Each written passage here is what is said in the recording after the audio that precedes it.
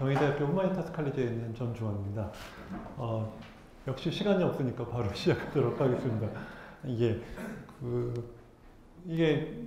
그 원서에 있는 거랑 같은 그림인데요. 똑같은 건 아니고 이렇게 같은 장면을 다른 화가가 그린 그림입니다. 그래서 아브라함이 늦은 나이에 아들을 낳았는데 이 이삭을 갑자기 제물로 바치라고 여호와가 명령을 하니까 어쩔 수 없이 이렇게 아들을 죽이려고 하죠. 그때 그 여호와가 보낸 천사가 내려와서 그 아들을 죽이지 말라고 이렇게 이야기를 합니다. 그래서 이런 어떤 우리가 이런 폭력을 저지르더라도 우리 본성의 어떤 천사적인 속성이 이렇게 이런 폭력을 제어하는 힘도 역시 갖고 있다는 그런 책의 주제를 보여주는 그런 그림인 것 같습니다.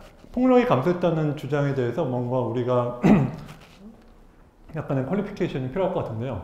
어쨌든 핑커는 인류의 역사를 통해서 폭력이 지속적으로 감소해서 우리가 인류라는 종이 출현하는 일에 가장 평화로운 시대를 살고 있다고 이야기를 합니다. 물론 항상 똑같은 속도로 감소했던 것도 아니고요. 폭력이 감소해서 지금 완전히 폭력이 제로라는 것도 아닙니다. 그리고 무엇보다도 지금까지 폭력이 감소했으니까 앞으로도 계속 폭력이 감소했으리라는 보장도 없다고 핑커는 이야기를 합니다.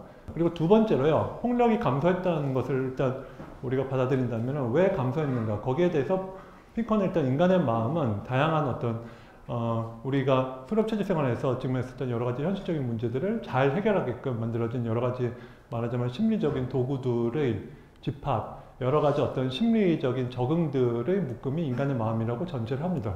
그래서 이런 6개의 역사적인 경향을 통해 가지고 폭력이 실제로 감소했다고 이야기를 합니다.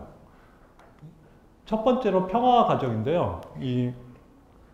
인류는 사실은 인류가 기원한 이래로 국가가 없는 수렵체제 생활을 했었죠. 그러다가 한 5,000년 전부터 국가가 출현한 이래로, 그러니까 한마디로 이런 고대 로마라든지 고대 몽골이라든지 이런 시대에 이르러, 즉 비국가 사회에서 국가 사회가 되면서 폭력이 감소한 과정을 핑커는 평화 과정이라고 이야기를 합니다. 두 번째로 문명화 과정인데요.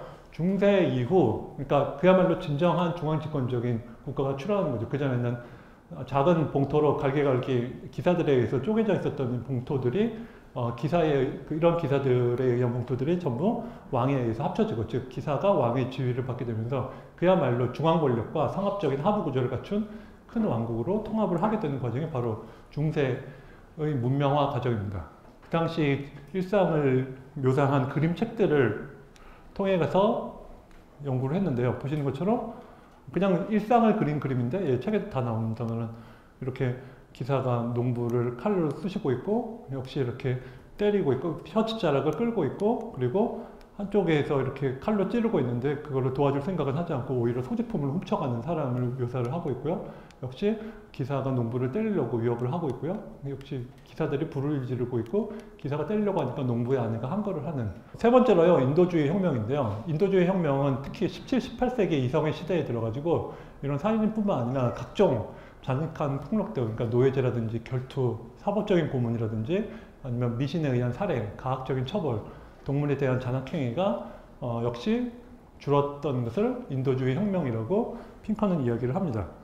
그래서 여러분들 이게 아시는 분들 많으시겠습니다만 이게 어떤 여자가 마녀로 지목되면은 마녀인지 아닌지 판가름하는 그런 테스트입니다. 마녀는 다들 아시는 것처럼 빗자루를 타고 다닐 만큼 몹시 몸이 가볍죠. 그렇죠? 그렇잖아요? 우리 모두 아는 것처럼 마녀는 몸이 매우 가벼워졌잖아요. 그러니까 어떤 여자가 마녀인지 아닌지 판가름하는 기준은 어떤 여자를 묶어다 물에다 빠뜨립니다. 정말 마녀면은 매우 몸이 가벼울 테니까 동동 뜨겠죠. 그러면 동동 뜬 마녀를 건져내서 마녀인 게 확실하니까 잡아 죽여야 되겠죠.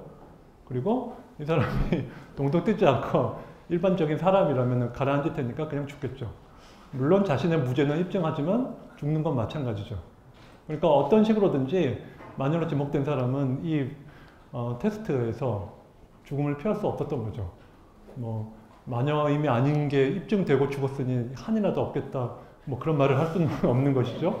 그러니까 이런 어떤 미신적인 사례라든지 아주 잔혹한 행위들이 일상적으로 행해졌던 사회가 바로 17, 18세기 그런 사회가 17, 18세기 이성의 시대에 들어서 점차적으로 아주 감소들었다고 핑커는 이야기를 합니다. 이 부분은 좀 달라졌을 것 같아 라고 업데이트를 해주지 않으면 그 책에 담겨있는 지식조차 굉장히 잘못 전달할 가능성이 많아. 그래서 이런 의미에서는 과학을 전공한 사람이 번역을 하는 게 조금은 유리하죠.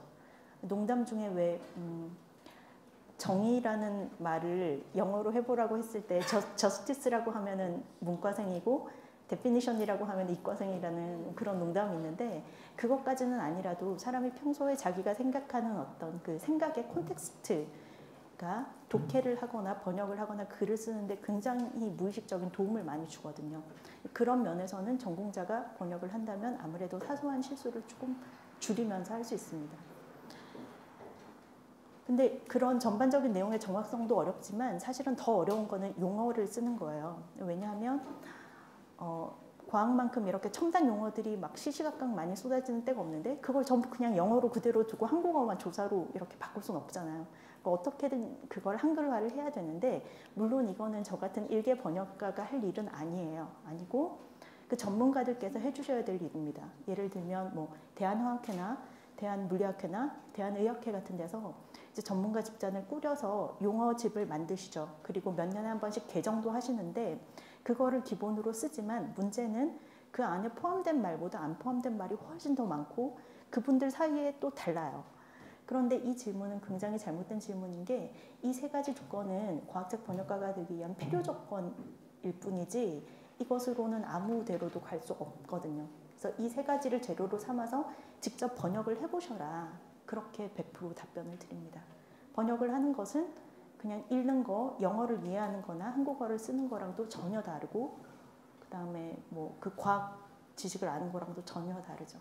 그래서 그런 경우에는 일단 번역을 하신 다음에 첨삭을 받아보시라는 말씀을 많이 드려요. 그게 가장 중요한 거고요. 왜냐하면 자기가 번역한 문장에 번역가가 되시면 빨간 펜을 막 이렇게 긋는 경험을 하게 되실 거거든요. 저기 앉아 계시는 저희 편집자께서 이제 그런 역할을 하시는 건데, 거기에 익숙해지고 그럼으로써 자기 번역이 더 나아질 수 있다는 경험을 해보지 못하면 번역을 발전할 수 없고, 그것은 뭐 과학 지식이나 영어 실력이나 이런 것보다 훨씬 더 중요한 거예요.